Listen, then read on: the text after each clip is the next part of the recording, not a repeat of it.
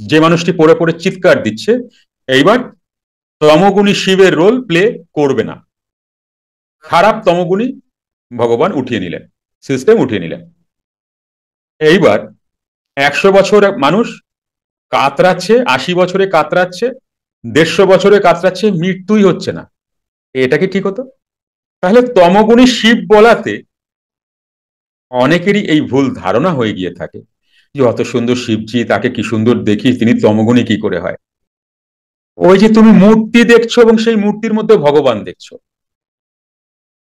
এখানে ভগবান তো সবাই জীবত ভগবান, তাই না?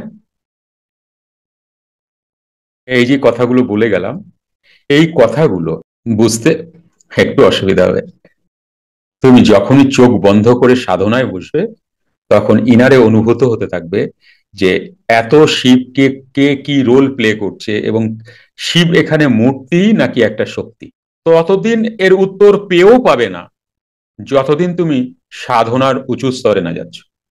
কারুর কথায় তুমি এখান থেকে বেরোতে পারবে না, কারণ তিনি যেটা বলছেন সেটা সাধনা ছাড়া, একটু সাধনা ছাড়া বোঝার উপায় খুব কম। যারা ভীষণভাবে অ্যানালাইসিস করে মনে, বুদ্ধি দিয়ে, চঞ্চল মনের জ্ঞান বুদ্ধি দিয়ে, তারা তো ধরতেই পারবে না বিষয়টা। বিষ্ণুকে সত্যগুণের দেবতা বলা হচ্ছে, তার মানে ভালো, সত্যগুণ মানে ভালো, কিন্তু ভগবান কিন্তু না করছেন। এরা সবাই ব্রহ্ম,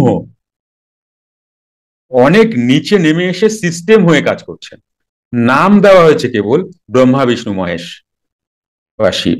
তাহলে বিষ্ণু ভগবান শ্রীকৃষ্ণেরই অংশ যদি হয়, তাহলে সে সত্যগুণ হয় কি করে?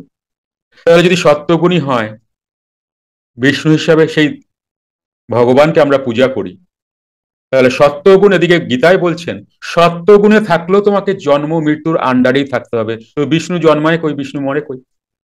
তমগুণে থাকলে তো মরতেই হবে, তাহলে শিব মরে কই? শিব আছে কই, শিব মরে কই? প্রশ্নটা বোঝা যাচ্ছে? রজগুণে ব্রহ্মা সৃষ্টি করছেন, তাহলে রজগুণের মানুষও মরবে।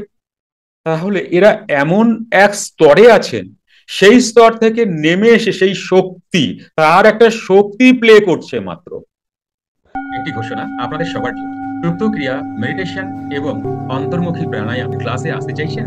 মঙ্গল, বুধ ও বৃহস্পতিবার আপনার বাড়ি বসেই জুম অনলাইনে এই ক্লাসটি করতে পারবেন। সময় সন্ধ্যা 8টা থেকে রাত 9টা অবধি। আসুন, ক্লাসে দেখা হবে।